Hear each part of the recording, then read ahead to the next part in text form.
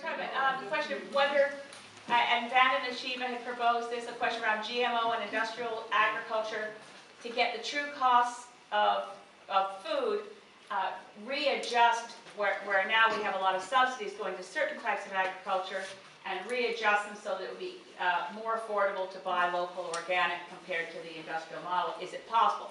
Well, anything's possible, but the current paradigm, and not just of the Harper Conservatives, I'd say going back through every government I've known in Ottawa, Agriculture Canada has increasingly, and then they changed the name to Agri-Food, and so Agriculture Canada is increasingly a corporate model for profits for Monsanto and Cargill, and certainly not to help the farmers, and certainly not to ensure safe food for Canadians.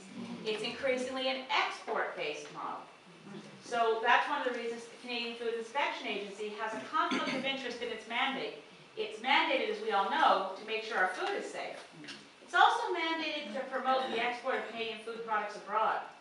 So that some of the hesitation about saying we have a listeriosis problem at the Maple Leaf plant is, wait a minute, we don't want to tarnish our reputation of food from Canada because we want it exported. So to fix that is a big question that would require a Canadian food policy that, for instance, decided we wanted food security, that decided we wanted farmers to be able to earn an income on farm.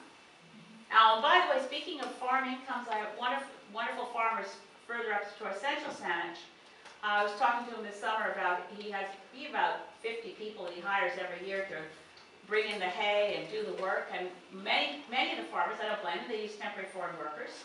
And I asked him where he got his workforce. He said, oh, they're all local boys, local young people.